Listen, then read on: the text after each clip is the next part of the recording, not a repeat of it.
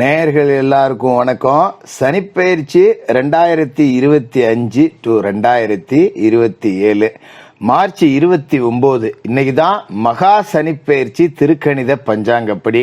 இன்னைக்கு இரவு சனி பகவான் சரியா 8:46 மணிக்கு கும்பராசியிலிருந்து மீனராசிக்கு பயிற்சி ஆகிறார். பல பேருக்கு இதுல குழப்பம் அப்படிங்கிறது இருக்கு. ஏன்னா திருநள்ளாறு கோவில் நிர்வாகம் அப்படிங்கிறது 2026 தான் சனி பயிற்சி அப்படின்னு சொல்லியிருக்கு. நீங்க என்ன இப்ப பயிற்சி அப்படின்னு சொல்றீங்க அப்படின்னு பல பேர் நம்ம கிட்ட கமெண்ட்லயும் கேட்கறாங்க, தொலைபேசி வாயிலாவும் கேட்கறாங்க. அவங்க எல்லாருக்கும் புரியுற மாதிரி சொல்லிடுறேன். திருக்கணிதம் அப்படிங்கிறது மிக துல்லியமான ஒரு பஞ்சாங்கம். ஆனா கோவில்ல ஏன் அதை கடைபிடிக்கிறது இல்லை அப்படின்னா, அந்த கால ஆகம விதிப்படிதான் அவர்களோட பூஜை புனஸ்காரங்கள், பயிற்சிகள், திருக்கல்யாணங்கள் எல்லாத்தையுமே பண்ணி வைப்பாங்க. இதாவது இப்போ கரெக்டா சொல்லணும் அப்படின்னு பாத்தீங்கன்னா, சூரிய உதயம் இன்னைக்கு காலையில 6:18 மணிக்கு அப்படின்னு வாக்கிய பஞ்சாங்கம் சொல்லுது அப்படின்னா, திருக்கணித பஞ்சாங்கம் 6 மணிக்கு அப்படின்னு சொல்லும்.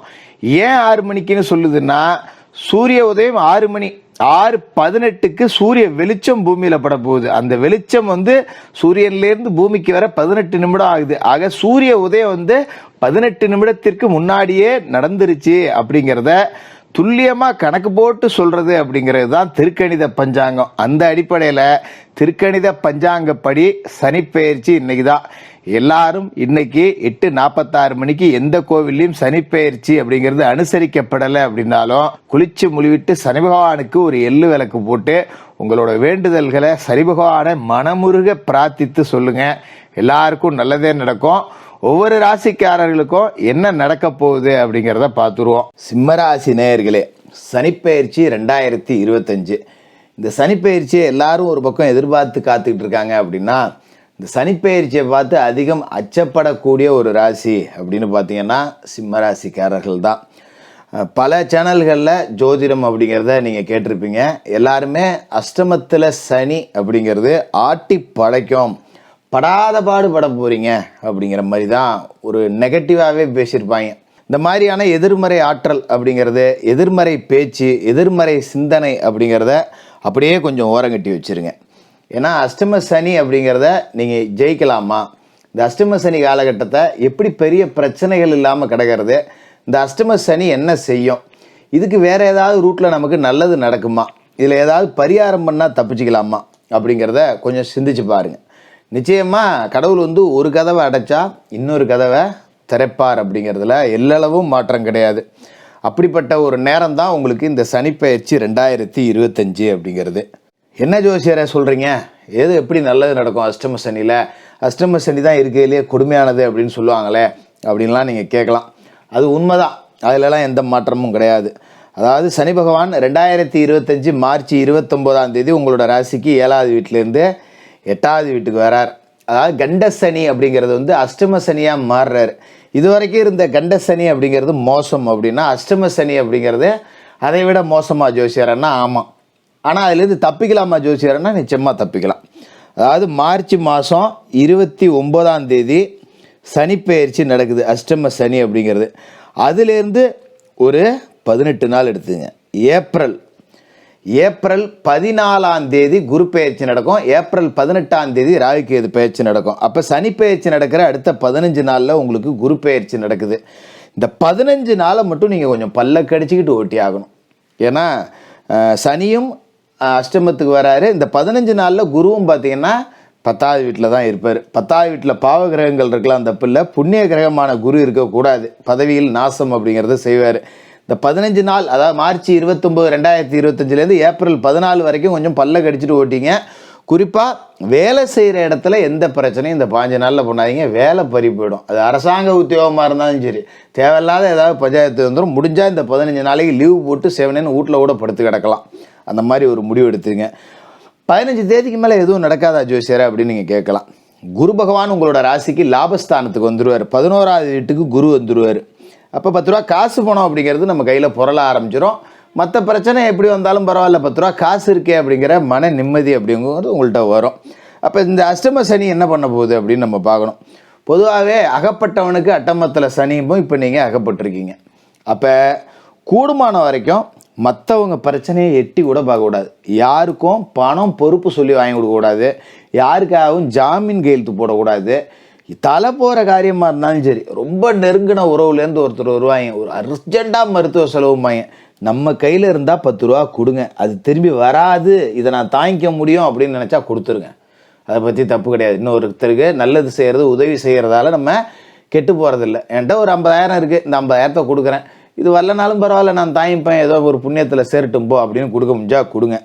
இல்லை என்கிட்ட பணம் இல்லை, என்ன பண்ணுறது, அர்ஜென்ட்டு கஷ்டம்னு வைக்கிறானே, இன்னொருத்தன்ட்ட ஜாமீன் வாங்கி கொடுத்து நீங்கள் பணங்கன்னு கையெழுத்து போட்டு வாங்கி கொடுத்தீங்கன்னா சிக்கனா சிவனாண்டின்னு உங்களை செதைச்சி தான் விட்டு போவார் சனி. அதில் எந்த மாற்றமும் இல்லை. அதனால் யாருக்கும் ஜாமீன் ஜவாப்தாரி ஏற்றக்கூடாது. அதுமாரி ஒரு இடத்துல வேலை செய்கிறோம் அப்படின்னா நம்ம வேலையை நம்ம தான் செய்யணும். நிறையா வேலையை கொண்டாந்து என்கிட்ட கொடுக்குறாங்க, பக்கத்தில் ஒருத்தர் சும்மா தான் இருக்கார், அவர்கிட்ட கொடுத்து செய்யலாம், இப்போ எனக்கு வேலை இருக்குப்பா, இந்த வேலையை கொஞ்சம் பார்த்து கொடுப்பா அப்படின்னு நம்ம வேலையை இன்னொருத்தட்ட ஒப்படைச்சா அதில் வாங்குபடுறது உறுதியாக அதில் மாற்றம் இல்லை. அதனால் 5 மணி வரைக்கும் ஆஃபீஸில் வேலை செய்கிறதா 8 மணி வரைக்கும் வேலை செஞ்சாலும் சரி, நம்ம வேலையை நம்ம தான் செய்யணும். ஏன்னா கடுமையாக உழைச்சோம்னா சனிக்கு பிடிக்கும், அது உங்களுக்கு நிறைய நன்மைகள் அப்படிங்கிறத செய்வார். அதனால் உழைக்கிறதுக்கு மலைக்கவே கூடாது. இது மாதிரி சிம்ம ராசிக்காரர்கள், நான் பிடிச்ச முயலுக்கு 3 கால் இல்லை, 30 கால் இல்லை, 300 காலும்பிங்க. நான் சொல்கிறது தான் நியாயம், நான் சொல்கிறது தான் வேதங்கிற ஆள்.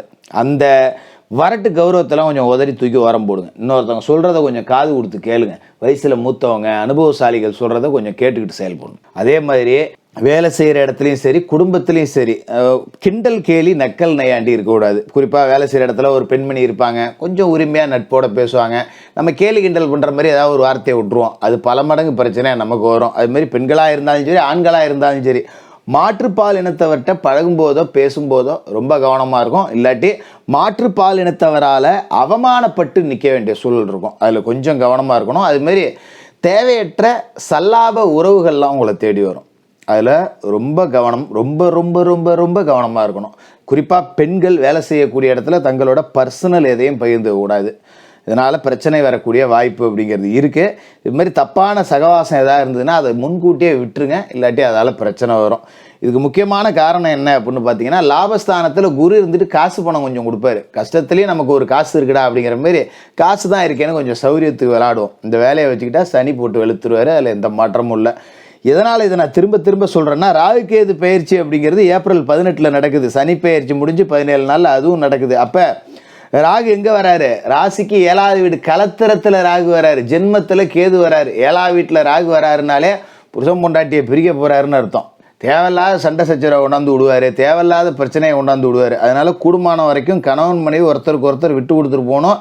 இல்லை எங்கேயாவது ட்ரான்ஸ்ஃபர் வாங்கிட்டு சொந்த ஊரை விட்டு ஓடுறேன்னா ஓடி போயிடுங்க. இல்லை ஒரு வெளிநாடு போகிறேன்னா கண்ணை மூடிட்டு ஓடிப்போங்க. மச்சான் ஒருத்தன் விசா எடுக்கிறான், மாமா ஒருத்தன் விசா எடுக்கிறான், எவனுமே எடுக்காட்டியும் பரவாயில்ல, எனக்கு வாய்ப்பு கிடைக்குது, எவன் கையில் காலில் உழுந்தாது நான் விசா எடுத்துகிட்டு எங்கேயாவது வெளியூர் போகிறேன் அப்படின்னா ஓடி போகிறது நல்லது. குடும்பத்தை விட்டு பிரிஞ்சிருக்கிறது அப்படிங்கிறது தான் இதுக்கு ஒரு மிகப்பெரிய பரிகாரம். இந்த அஷ்டம சனியும் உங்களை ஒன்றும் பண்ணாது, களத்திரத்தில் இருக்கிற ராகுவும் உங்களை ஒன்றும் பண்ண மாட்டார். அதே நேரத்தில் எதனால் இதை சொல்ல வரேன்னா, குருவோட பார்வை அப்படிங்கிறது ராகு மேலே விழுந்து ராகு புனிதப்பட்டுருவார் குரு பயிற்சிக்கு பிறகு. அதனால தான் பெரிய அளவில் பிரிவினை வராது. நம்ம எங்கேயாவது இப்படி இந்தாண்ட இப்போ சொந்த ஊர்லேயே வேலை பார்க்குறேன், குடும்பத்திலே வீட்டில் 3 வேலையும் சோற்று தின்னுட்டு ஆஃபீஸ் போயிட்டு வரேன் அப்படிங்கிறவங்க ஒரு தொலைதூரத்துக்கு ஒரு ட்ரான்ஸ்ஃபர் போயிடுங்க. சாயந்தரம் காலையில் வேலைக்கு போனோமா, ராத்திரி வீட்டு வந்தால் படுத்து தூங்க தான் நேரம் சரியாக இருக்கணும். தேவையில்லாத வேறு எந்த பஞ்சாயத்தும் வச்சு விட, இல்லை ஒரு வெளிநாடு வாய்ப்பு கிடைக்குதா ஓடிப்போங்க.